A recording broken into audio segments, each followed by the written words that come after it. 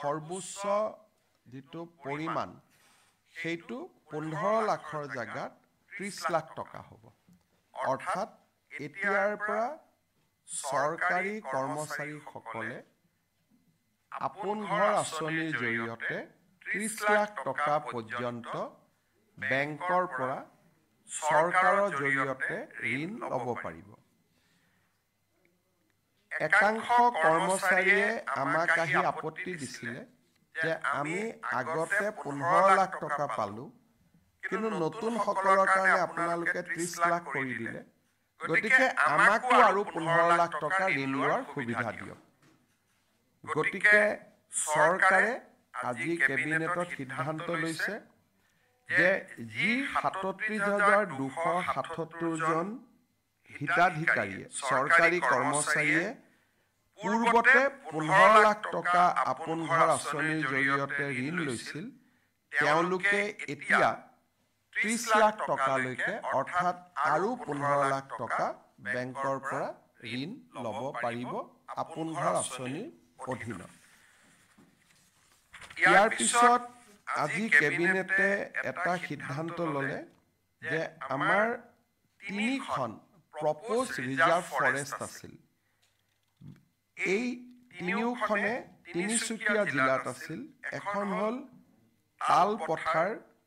Propose reserve forest দ্বিতীয়খন হ'ল মোহনপথাৰ propose reserve forest আৰু তৃতীয়খন আছিলে first edition to Duwamara proposed reserve forest এই তিনিওখন প্ৰপ'জ ৰিজাৰ্ভ ফৰেষ্টকে আজি আমি নটিফাই কৰি এই গোটেই কেইখন ভিলেজক আমি ৰাজহ গাঁৱলৈ ৰূপান্তৰ কৰিলো ইয়াৰ ফলত ইয়াত বসবাস কৰি থকা লোকসকলে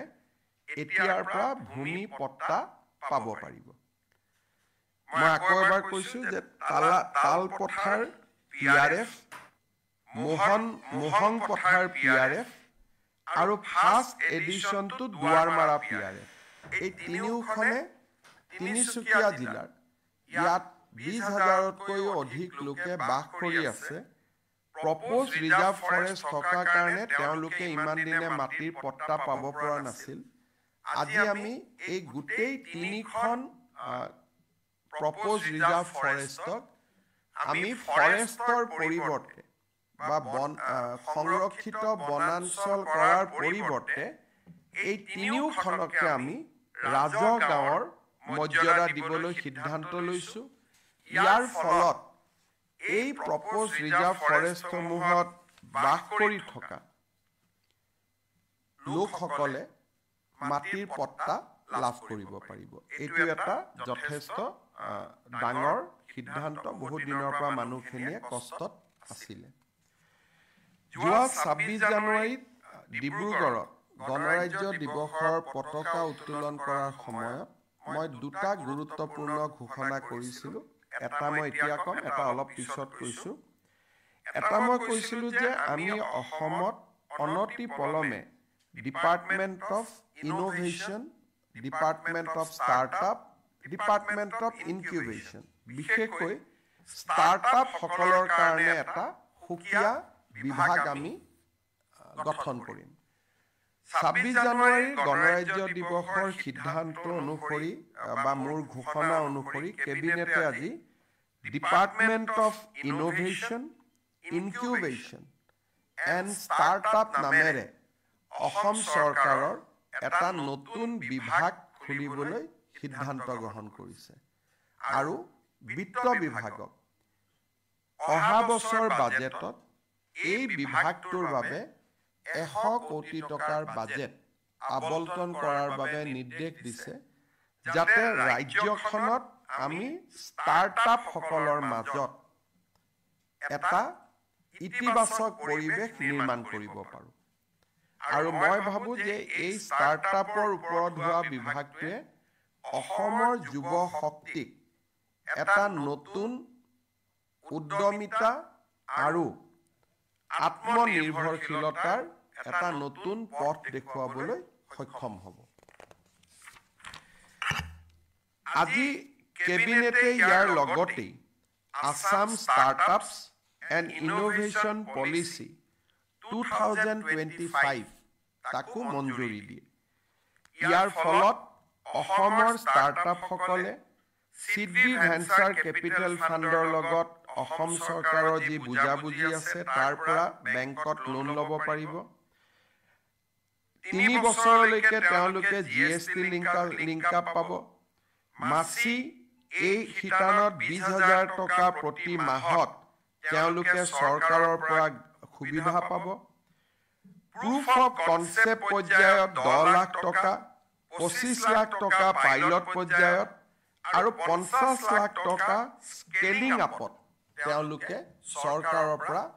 স্কেলিং আপৰ ক্ষেত্ৰত চৰকাৰৰ পৰা বিত্তীয় সহায় পাব। এটা কনচেপ্ট আনিলে 10 লাখ টকা পাব। যেতিয়া প্ৰুফ অফ কনচেপ্ট আনিব,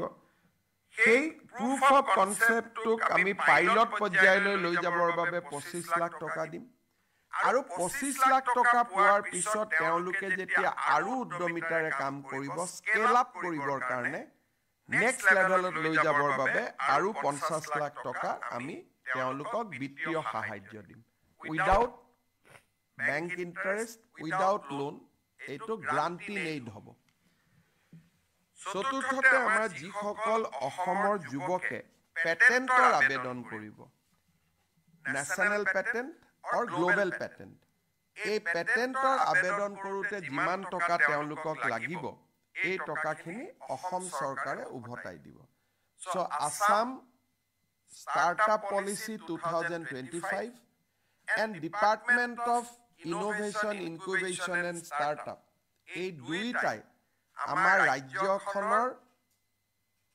নতুন চাম যুৱ শক্তিৰ বাবে এটা গেম চেঞ্জাৰলৈ ৰূপান্তৰ হ'ব। আজিৰ কেবিনেটৰ সিদ্ধান্ত এটা ঐতিহাসিক সিদ্ধান্ত হৈ থাকিব। আপোনালোকে জানে যে আমি অসমত এডভান্টেজ আসাম 2.0 অহা 25 আৰু 26 তাৰিখে অনুষ্ঠিত কৰিম। এই এডভান্টেজ আসাম কনক্লেভখন যাতে সফল হয়, তাৰ বাবে কেবিনেটে আজি Assam aerospace and defence manufacturing policy 2025 মঞ্জুৰি দিছে। অসমক প্ৰতিৰক্ষাৰ সামগ্ৰীসমূহ উৎপাদনৰ এটা অভিকেন্দ্ৰ হিচাপে নিৰ্মাণ কৰিবলৈ আজি ৰাজ্য চৰকাৰে Assam aerospace and defence manufacturing policy 2025 এই পলিচিখন আজি আমি কেবিনেটত আমি গ্ৰহণ কৰিছোঁ। আৰু এই পলিচিখনে অসমত ডিফেন্স ইণ্ডাষ্ট্ৰী লৈ অহাৰ ক্ষেত্ৰত এক অগ্ৰণী ভূমিকা গ্ৰহণ কৰিব। ইয়াৰ লগতে আজি আমাৰ কেবিনেটত এটা বিশেষ বিষয়ৰ ওপৰত আলোচনা হৈছিল যে আমাৰ দেশ আৰু আমাৰ ৰাজ্যত bio' manufacturing of chemical, enzyme, biopolymer, functional food আৰু আদাৰ বায়' প্ৰডাক্টছ, ইয়াৰ এটা বহুত ডাঙৰ নতুন ক্ষেত্ৰ এখন নিৰ্মাণ হৈ আছে। ইয়াক যি আমাৰ জৈৱিক যিটো বিজ্ঞান আছে, আজিকালি এটা সময় আহিব যে মানুহে খোৱা বস্তু খেতি পথাৰত বনাব নালাগিব, লেবৰেটৰীতে মানুহক কিমান নিউট্ৰিশ্যন লাগিব, কিমান খোৱা লাগিব, বায়' ফুড লেবৰেটৰীৰ পৰাই নিৰ্মাণ হ'ব। আৰু ইতিমধ্যে বিদেশত তাৰ ব্যৱস্থা আৰম্ভ হৈ গৈছে। প্ৰধানমন্ত্ৰী নৰেন্দ্ৰ মোদী ডাঙৰীয়াই এই বায়'পলিমাৰ, বায়' মেনুফেকচাৰিং অফ কেমিকেল, এনজাইম, আজিকালি আপোনালোকে এটা শব্দ শুনিছে প্ৰ'বায়'টিক, মানুহে যি মানুহক এণ্টিবায়'টিকৰ বিপৰীতে প্ৰ'বায়'টিক্স লাগে, এই গোটেইবিলাকৰ ওপৰত ইতিমধ্যে ভাৰতে বিশাল গৱেষণা কৰিছে, আৰম্ভ কৰিছে। আৰু মোদী ডাঙৰীয়াই ৰাজ্যসমূহক ইয়াৰ ক্ষেত্ৰত আগভাগ ল'বলৈ আহ্বান জনাইছিল। ভাৰতৰ কোনো ৰাজ্যই এই ক্ষেত্ৰত আগবঢ়াৰ আগতেই আজি আমাৰ কেবিনেটত আসাম একশ্যন প্লেন অন বায়' E3 যাৰ জৰিয়তে আমি এণ্টাৰপ্ৰেনিয়াৰ্ছ ৰিচাৰ্চাৰ্ছ আৰু একাডেমিক ইনষ্টিটিউটসমূহক আনিব পাৰোঁ আমাৰ লগত তাৰ কাৰণে আজি আমি এটা একশ্যন প্লেন নিৰ্মাণ কৰিছোঁ আৰু এডভান্টেজ অসমৰ সময়ত এখন বিদেশী ৰাষ্ট্ৰকে ধৰি ভাৰতৰ বৈজ্ঞানিক সংস্থাসমূহৰ লগত এই জৈৱিক জগতখনত উদ্যোগ স্থাপন কৰাৰ দুখন ভাল MOU হোৱাৰো সম্ভাৱনা আছে যোনে অসমত এটা গোটেই অসমৰ প্ৰতি মানুহৰ দৃষ্টিভংগীটোৱে সলনি কৰি পেলাব আজি আমাৰ কেবিনেটত আমি যোৱা কেবিনেটত গাঁৱৰ মহিলাসকলক 10,000 টকা দিবলৈ মুখ্যমন্ত্ৰী মহিলা উদ্যমিতা অভিযান গ্ৰাম্যক অনুমোদন কৰিছিলোঁ আজি আমি মুখ্যমন্ত্ৰী মহিলা উদ্যমিতা অভিযান নগৰীয়াক অনুমোদন কৰিছোঁ এই আঁচনিখনৰ জৰিয়তে নগৰ অঞ্চলৰ 2 লাখ মহিলাই 10,000 টকা কৰি চিড মানি আৰু ভৱিষ্যতে বেংকৰ লোন পোৱাৰ পথ প্ৰশস্ত হ'ব আমাৰ ৰাজ্যত 39টা আমি ডিষ্ট্ৰিক্ট নিৰ্মাণ কৰিছিলোঁ সমজিলা নিৰ্মাণ কৰিছিলোঁ আৰু ইতিমধ্যে সমজিলা আয়ুক্তসমূহে দায়িত্বভাৰ গ্ৰহণ কৰিছে এইবাৰ গণৰাজ্য দিৱসৰ পতাকাও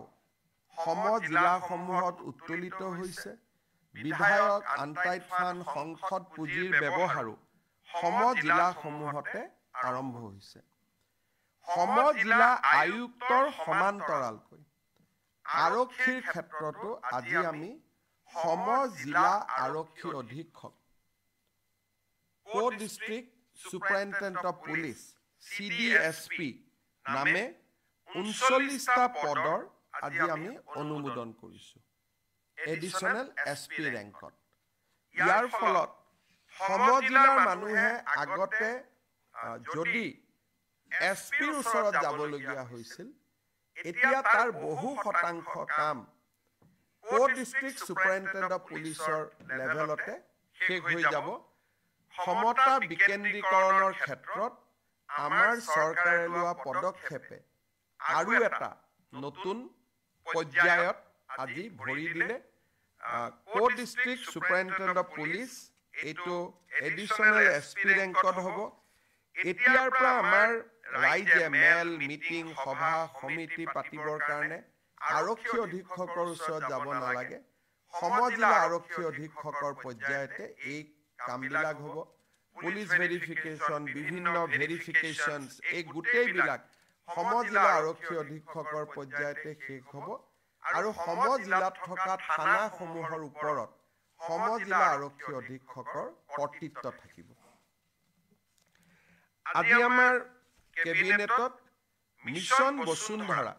আবেদনৰ তাৰিখ ৰাইজৰ বিশেষ অনুৰোধত এইবাৰ মই ডিব্ৰুগড়ত যাওঁতে বহুত ৰাইজে মোক অনুৰোধ কৰিছিলে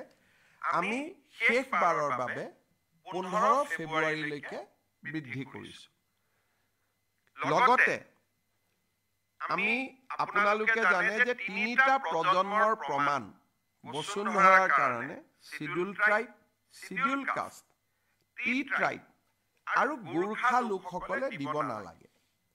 কিন্তু মৰাণ আৰু মটক সমাজৰ পৰাও মোৰ ওচৰত প্ৰতিনিধিত্ব আহিছিলে যে আমাকো 3টা প্ৰজন্মৰ প্ৰমাণ পত্ৰ দিয়াৰ আওতাৰ বাহিৰত ৰাখিব লাগে আজি আমি কেবিনেটে কোচ ৰাজবংশী মৰাণ মটক চুতীয়া আৰু আহোম সম্প্ৰদায় বা আহোম জনগোষ্ঠীৰ লোকসকলক মিছন বসুন্ধৰা আঁচনিৰ বাবে প্ৰয়োজনীয় 3টা প্ৰজন্মৰ আবেদনৰ পৰা তেওঁলোকক এক প্ৰকাৰ ক'ব গ'লে আমি ৰিলিজ কৰি দিছোঁ বা আন ভাষাত ক'ব গ'লে তেওঁলোকে 3টা প্ৰজন্মৰ চাৰ্টিফিকেট দিব নালাগে ST SC আৰু গোৰ্খা তথা টি গাৰ্ডেনৰ লোকে যেনেকুৱা সুবিধা পাইছিল তেনেকুৱাই সুবিধা তেখেতসকলেও ল'ব পাৰিব কোচ ৰাজবংশী মৰাণ মটক চুতীয়া আহোম সম্প্ৰদায়ে এতিয়াৰ পৰা আৰু 3টা প্ৰজন্মৰ চাৰ্টিফিকেট তেওঁলোকে দিয়াৰ প্ৰয়োজনীয়তা নাথাকিব। ডিব্ৰুগড়ৰ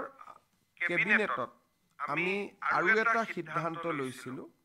যে ধৰ্মীয় উপাসনাস্থলী 25,000 ধৰ্মীয় উপাসনাস্থলীলৈ আমি 3 লাখকৈ টকা অনুদান হিচাপে আগবঢ়াম। এই আঁচনিখন ৰূপায়ণৰ কাৰণে আজি কেবিনেটে 600 কোটি টকাৰ অনুমোদন দিয়ে আৰু এই আঁচনিখনৰ জৰিয়তে আমি অসমৰ 25,000 নামঘৰ মন্দিৰলৈ আমি 3 লাখকৈ টকা আগবঢ়াম। 1.5 লাখ টকা প্ৰথম কিস্তি, দ্বিতীয় কিস্তি 1.5 লাখ টকা। 600 কোটি টকাৰ যিখন আবেদন আছিলে সেই আবেদনখন আজি আমাৰ কেবিনেটে গ্ৰহণ কৰে। ডিব্ৰুগড় গণৰাজ্য দিৱসৰ পতাকা উত্তোলনৰ পিছত মোৰ তৃতীয়টো ঘোষণা ডিব্ৰুগড়ৰ বিধানসভা আৰু বিধানসভাৰ অধিৱেশনৰ ওপৰত আছিলে। এই সম্পৰ্কত সিদ্ধান্ত আমি অহা কেবিনেটত গ্ৰহণ কৰিম। ইতিমধ্যে লোক নিৰ্মাণ বিভাগে এই বিষয়ত কাম কাজ আৰম্ভ কৰিছে। আজি কেবিনেটত এই সিদ্ধান্তখিনি গ্ৰহণ কৰা হৈছে। পুনৰ এবাৰ আপোনালোকক ধন্যবাদ জনাইছোঁ। কেবিনেট বেছি দেৰি চলাৰ কাৰণে অলপমান দেৰি হ'ল। আপোনালোকৰ যদি কিবা প্ৰশ্ন আছে কৰিব পাৰে।